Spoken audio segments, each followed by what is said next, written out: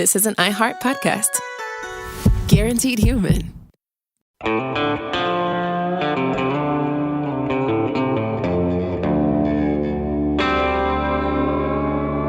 Body Bags with Joseph Scott Morgan.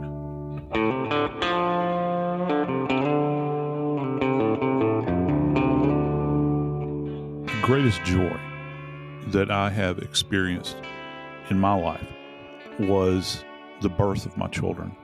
It's like this, it's a culmination, it's a start, but it's kind of a culmination of this ramping up, and particularly when you're young and your first child comes along.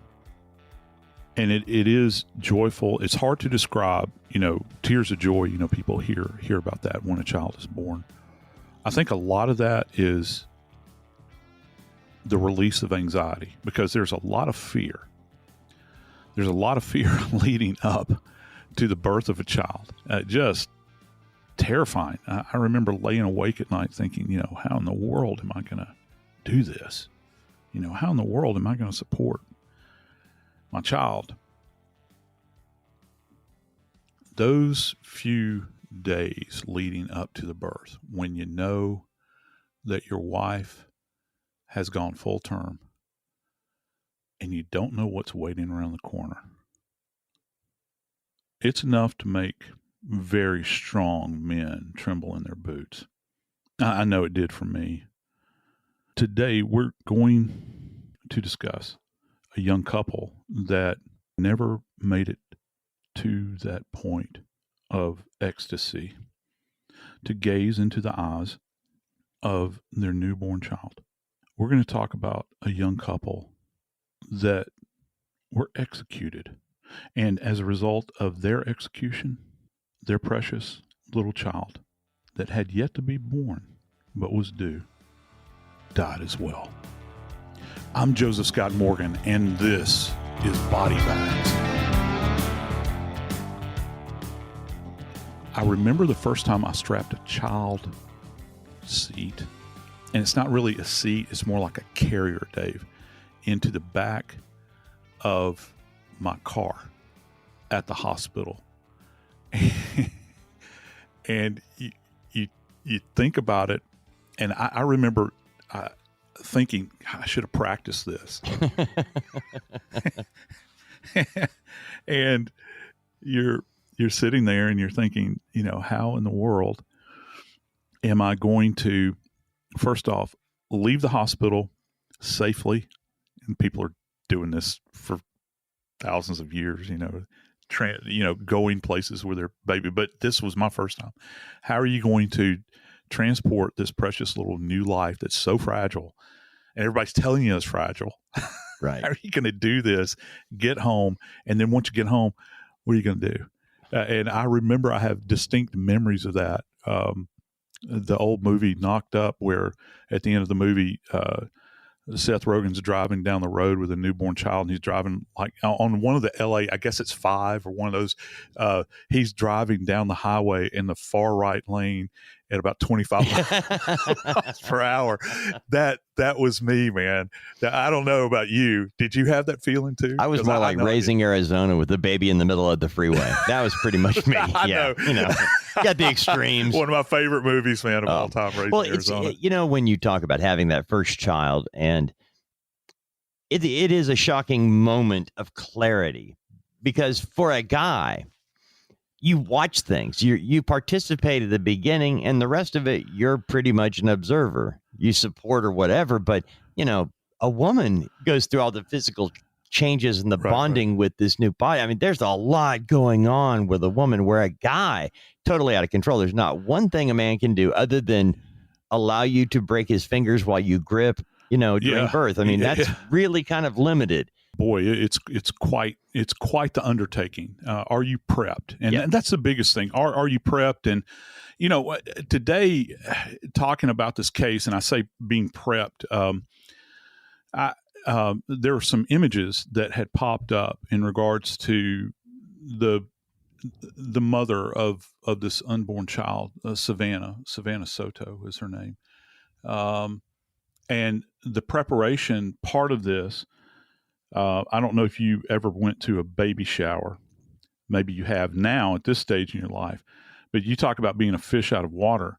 You're sitting there in this environment, and you don't really realize what's going on as a man, and you see these presents, these offerings that are being brought to you, and you're thinking, what's a breast pump for? And why am I, why are you handing me these, these bags of diapers, and we need bumpers for the interior of the crib, and I'm thinking, what's a bumper? Like all of these things. And with Savanah Soto, she had the shower, and I could see the joy in her face, and her boyfriend Christopher was sitting there as well, and he kind of had that.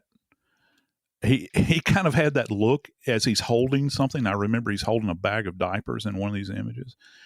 And I'm thinking, I understand where his mind is at that moment in time. I can't attest to the rest of his life, but at that moment in time, you see that.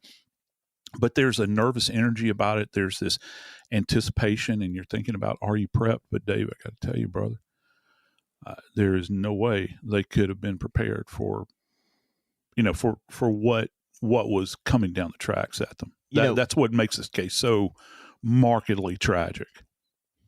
Savanah Soto is 18 years old. Her boyfriend is Matthew Guerra. He's 22. They have carried, they say they, because they were a couple, romantically involved. It was their child they were expecting. And Savanah had carried the baby full term to the point where it's now past due, and we have scheduled a labor induct. We're going to induce labor. Let me get this straight, Dave. Matthew and Savanah, they're living together. Yes. So, the family, and again, that's one of those moments in time, you think about as a parent, you're thinking, oh, Lord, my child is out there. She's pregnant, and I don't have any control over this. Mm-hmm. The responsibility is upon them. So he was involved in this whole process. Yes. Was he? And they were living together as a couple, expecting their newborn. You're right. And granted, 18 is young, but in some families, 18 is looked at differently than it is others. Right. Savanah Soto's family, her mother, her family looked at her as a young adult. She was living with her boyfriend, and they were having a baby. It was like age didn't really come into play for them as they were looking at this family unit, adding to it with a child. And the families were both involved in the process. Her family, was aware of her doctor's appointments and when she was going and where and all that. That's why you had the pictures from the baby shower, because there were family and friends really involved in this. So when they can't find Savanah, they're concerned. Her due date has passed. She's getting ready to have labor induced, and now we can't get her on the phone. So finally, Savanah's family calls police. They spend all day on the 21st, December 21st. They're looking everywhere. When they can't find her, they've kind of set their own date going, on the 23rd, she's having the baby induced, and we can't find her. Call the police. So on December 22nd, a day before she is scheduled to be induced, they get out a missing persons report on Savanah Soto. And by the way, Matthew Guerra's family is going through the same thing. They can't find him either. And so they report him missing at the same time. So now it's not just an 18-year-old pregnant girl that nobody can find, or a 22-year-old young man that his family doesn't know where he is. This is a couple expecting a child, and both are now missing. Yeah, this is a different dynamic than, say, you've got two young lovers that are going to run off and elope somewhere. This dynamic, you're talking about where the framework has been laid. And I know this. I actually was present for an interview with Savanah's mother. They had their apartment baby ready, if you know what I mean. I mean, they had it all set up. The bed was set up, the whole 9 yards. They're fully aware. Why, as an investigator, when you get a bit of information about a pregnant woman in particular, and the one thing you're wanting is, I think, for the parent, obviously, And even more so with a brand new parent, you want safety and security, that you're not going to run off somewhere. Right. Because you've got the groundwork laid that you want to take this precious young life back to, that you know that everything's going to be safe, it's going to be secure, and everything's going to be okay. And, in this case, Dave, they're in a mad rush to try to find these kids. And that's why after they were initially reported missing, the Texas Department of Public Safety released what they call a clear alert for Savanah on Christmas Day. The alert gave a description of Matthew Guerra's car, a 2013 gray Kia Optima. This was a key part of the investigation. I mean, right away, they get a call saying, and by the way, I think it was the family that got called by a resident at this northwest side apartment complex that reaches out to the family and says, hey, there's a car over here that matches the description of that 2013 gray Kia Optima in our parking lot. The car had been backed into a spot. The car was not parked like it would just be, you're in the apartment complex, you park your car and go on in. It actually was placed there and backed in. I find it interesting that this car was essentially backed in to a space at this apartment complex that was essentially as far away from prying eyes as it could possibly be in this location. And one of the little tragic elements about this is that this car was right adjacent to the hospital where Savanah would have delivered her precious little newborn.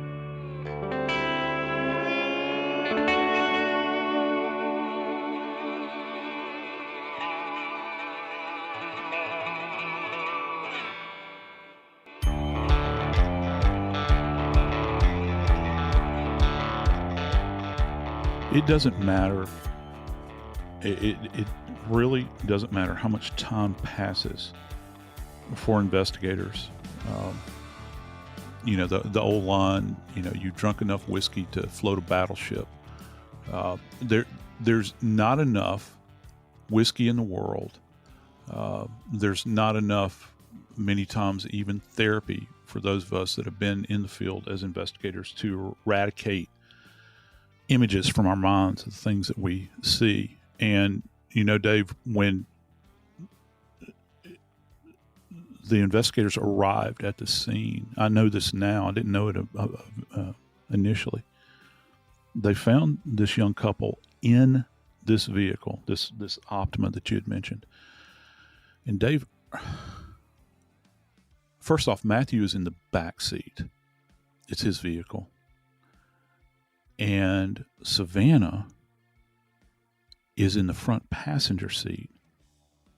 And according to the report we have, her child carrier, what they're going to convey this precious little life home in, has been placed on top of her body. And for me, that's a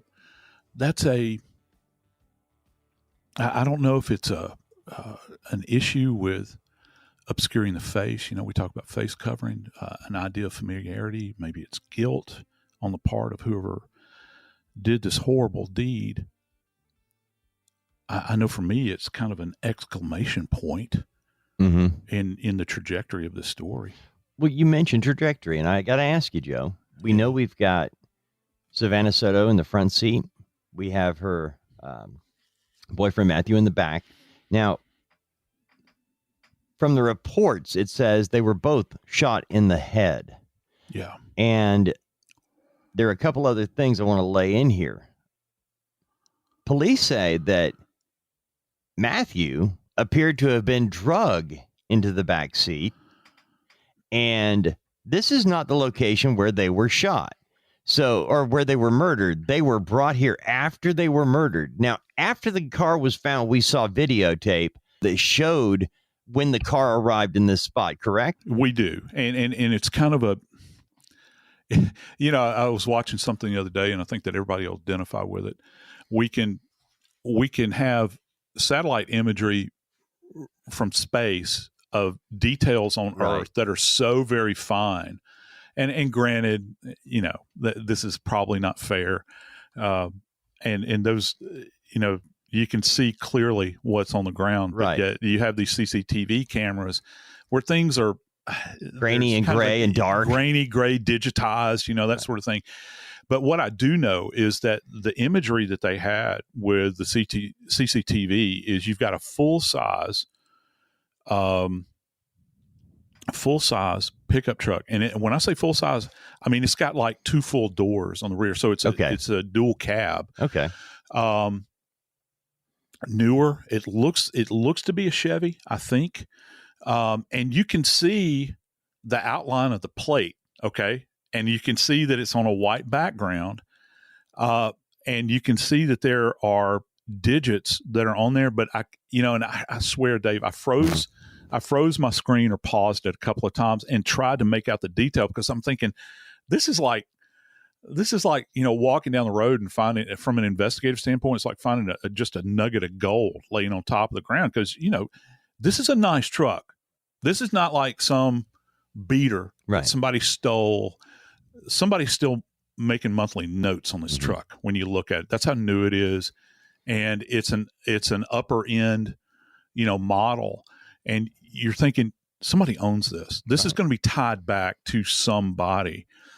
And so the truck actually is, you see the rear of the truck in the imagery, and you can make out that there is a license plate. You can and I urge anybody that's listening to this, go and tell me what you think about it. But you can actually see that you think you can pick up on the brand. The truck was actually stopped and the lights were off. It was just sitting there. And then all of a sudden, the Kia appears. It comes into frame and pulls up alongside. So you see the front end of the Kia facing in the opposite direction, and this hulk of a guy. And when I say hulk, I don't mean like he's muscular. This guy's got like a gigantic beer gut, it looks like. I mean, it is literally hanging over. Stay Puft Marshmallow Man. Yeah. And actually in forensics, we call it, he might have ascites, which is something that you get with people that like their beer. Abdomen is tense. It's distended. I mean, and I wouldn't normally make a big deal out of that, but this guy had on like a t-shirt that was big, but yet it didn't cover everything. You still had, it looked like he had, a skin sack hanging down below the margins of the t-shirt. It's just hanging there. I'm thinking, they're going to find out who this person is, because there's no way you could like hide him in a crowd. And when the Kia pulls up, the one thing you can make out is that the person, it's a dark, grainy image. That person gets out of the vehicle, out of the Kia, and there's an exchange between the big guy and the guy driving the Kia. And what you see with the guy driving the Kia is he's got long hair and it's dark, but you can't make out his face, even though they kind of rotate around, and a towel is passed between them too, Dave. And I think that is a salient piece of information when you're looking at it from a forensic standpoint, because the towel is handed off to the guy in the truck, or handed from the truck to the person in the car, and then it's handed back. What can be implied by that, I think? Well, now, all of this is on the surveillance video after the car has been found, and police are looking back at it and they find this. So now we know that Savanah Soto and Matthew Guerra were not murdered in that location. Do we even know that? Are they seen? Can you, in the video, can you see anybody else? Okay. I got to tell you this, and it was one of the most ominous things. And I'll go ahead and tell you, I was actually, when I first saw the image, I was doing a live hit. Sometimes you'll be sitting in the chair when you're covering these things in the media, and you'll pick up on things as you're watching it in real time with the host. And I think I was on with Julie Grant. I can't remember. And I was watching this thing. And Dave, one of the things that struck me, buddy, was that these windows in this Kia are really dark. I mean, and it's dark outside, but I strained. I tried to see through there. And, after the fact, you're thinking, okay, So were these remains in the cabin of this vehicle? And I'd vote yes. I'd raise my hand. I'd say, yeah. I think that they were in the vehicle. And so you're actually seeing, perhaps, facing the windshield, you're thinking, okay, her body is there, but you can't see it. It's through the, if you could view, if you were up on it and you were really straining, you might could see her. He's in the back seat. All the windows are intact in this car. It's not like something has been blown out, which I see with gunfire cases involving vehicles many times. You see when things are randomized, and that's a touchstone here in this case. When things are randomized and you have like drive-by shootings, you'll see glass blown everywhere and defects in the car. You don't see that here. You don't see it at all. Matter of fact, the car looks like it's in pristine condition, from what you're seeing right there. But, you have this I had that kind of gut-wrenching moment for a second, as that guy that got out of the car that was driving that Kia, that ain't Matthew. All right. That is not him. He's in that car. The body is in that car. Her body is in that car. Right then and there, there's some kind of exchange that's taking place between the fellow driving the truck, the fellow driving the Kia, and that they're trying to decide what to do with the vehicle at that moment in time.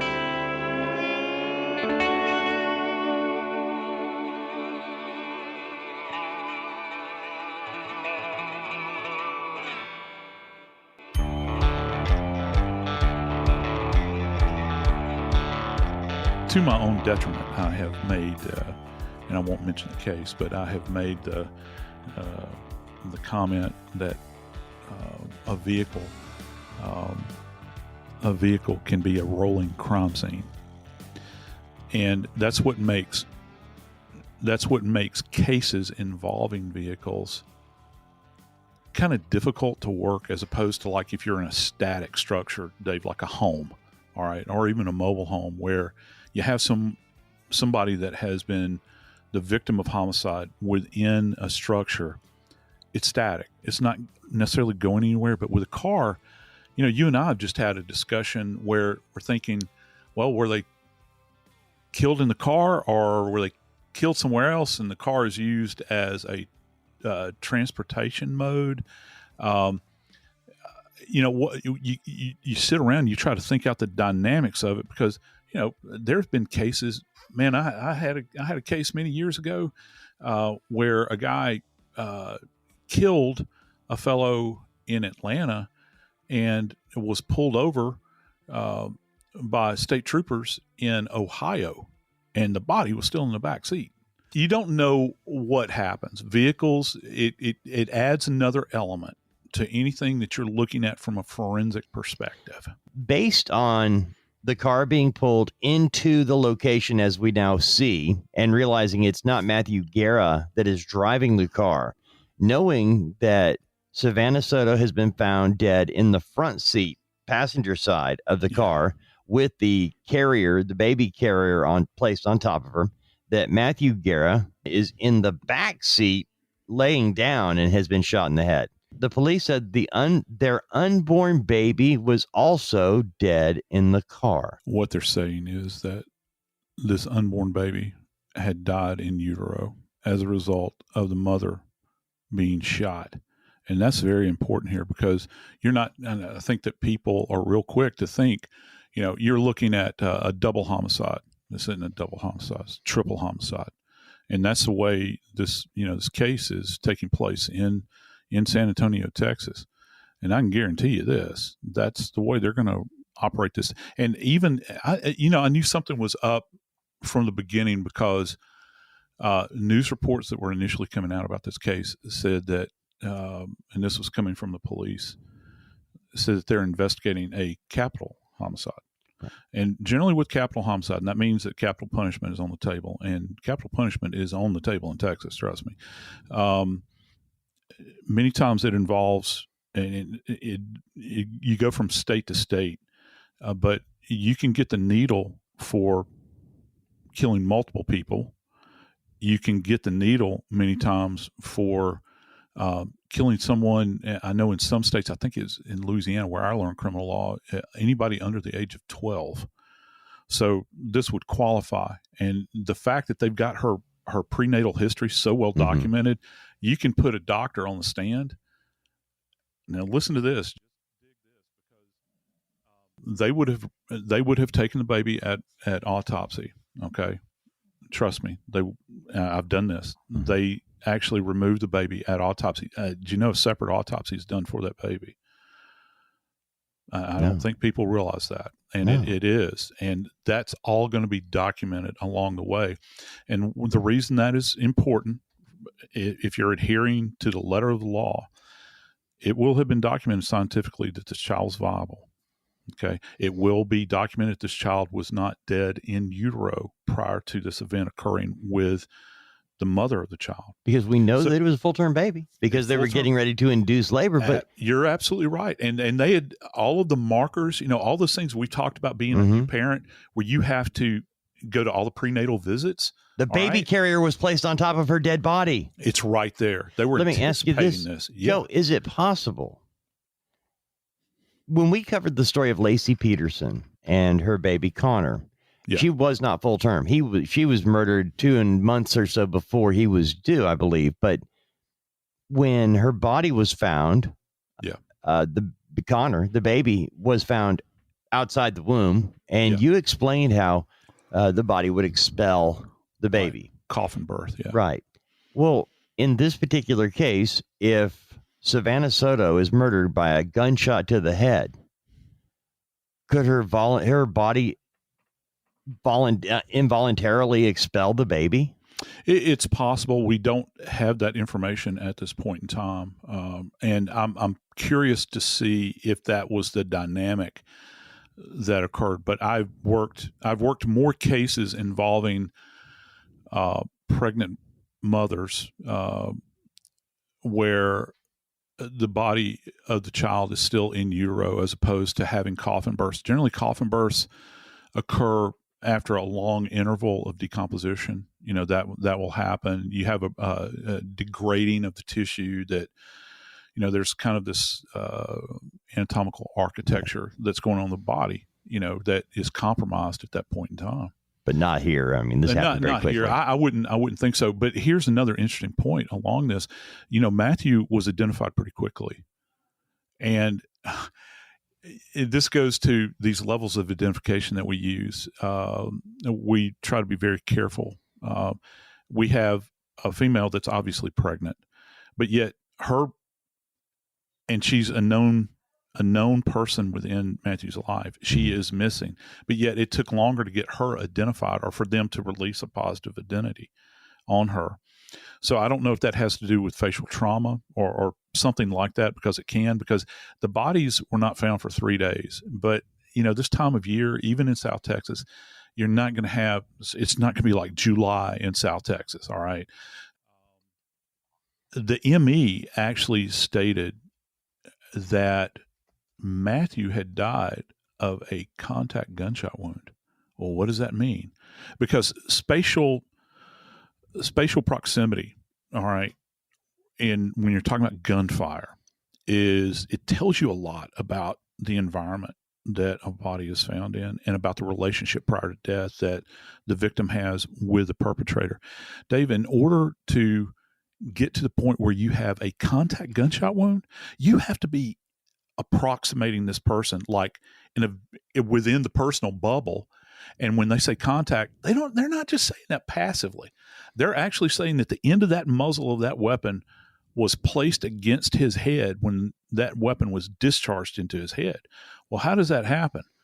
Well, you're going to have to get this, I don't know, he looks like a rather healthy 6 foot tall young man to, acquiesce to you, to, kind of turn himself over and make his head available, and how are you going to do that? Well, this goes to familiarity, doesn't it? I think that you learn a lot about the perpetrator in this one moment in time when they release this information about this case. that this person was able to get so close to Matthew that he could take the muzzle of that weapon and place it up against this kid's head and pull the trigger. Now, they haven't said a lot. We do know that Savanah has died as a result of a gunshot wound to the head, but they haven't talked about proximity relative to her. They mentioned contact wound for Matthew Guerra. Yes. That is not mentioned with Savanah Soto. So am I to assume that since it's not mentioned directly, that it was not a contact wound, or that they didn't place the gun muzzle right up to her head?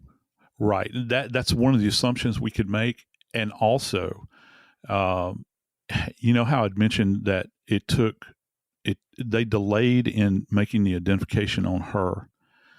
If her body was traumatically compromised to the point, but still, I'm scratching my head thinking about what I'm saying here.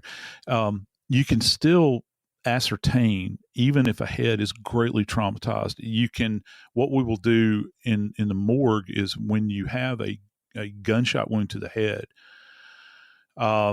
we have to go through this long process. We shave all of the heads, not every inch of the head, but anything that we believe is in proximity to a gunshot wound to the head, we shave the hair off. The reason you have to do that is that the hair obscures any kind of powder deposition on the surface of the skin. Even if bodies are decomposed, we'll go through that act in order to try to ascertain range of fire, because range of fire is everything. And in a case like this, it certainly is, because you begin to think about, well, who is within their circle that could have gotten that close to them?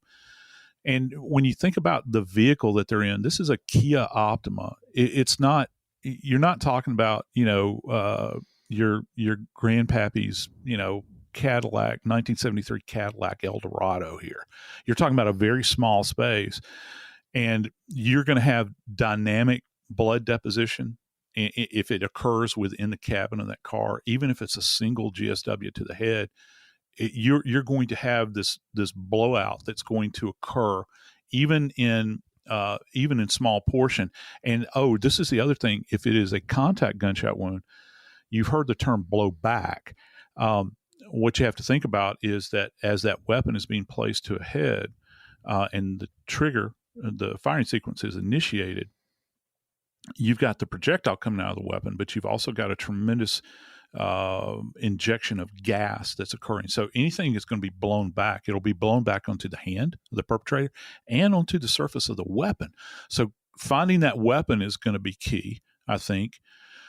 And if it occurred inside the vehicle, so you might even have, if they were shot simultaneously, you could have within this vehicle, you could have overlay of blood deposition. You could have her blood commingled with his, even though he's in the back seat.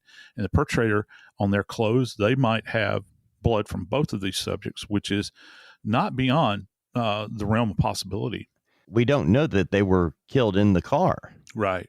We know the police say that Matthew Guerra actually had been dragged into the back. So obviously he could have been killed in the front seat and pulled out and drug around to the back. Right. I'm not suggesting that. Yeah.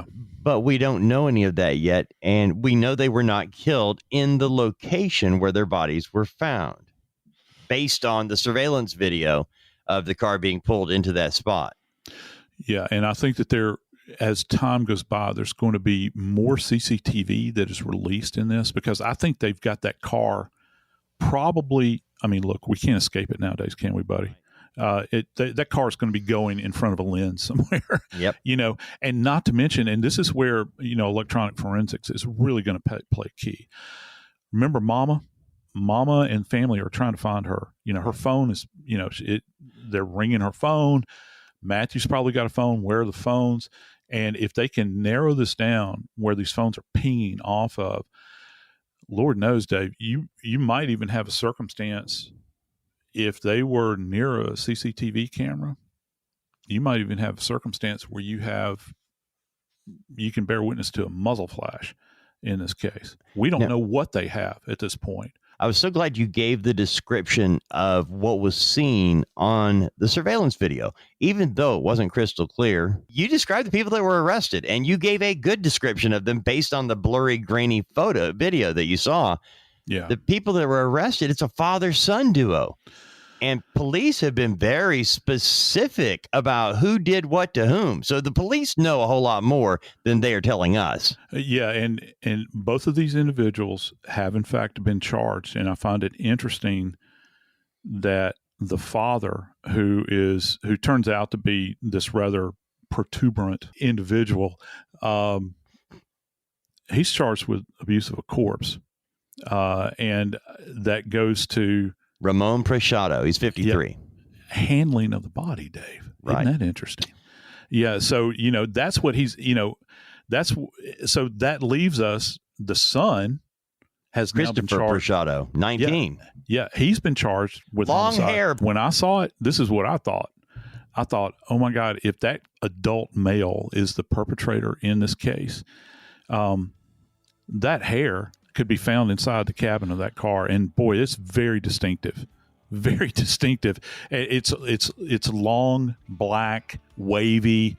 It is there, man. And I'm thinking, wow, if they tie that back to him, that's very specific, because now you're getting into DNA, and of course that's what everybody wants to know. Are you going to find the dad's DNA along with the son's DNA in this environment that might be commingled with the victim's DNA? There's a lot more, I think, that is going to be coming about as a result of this case. But I do know this.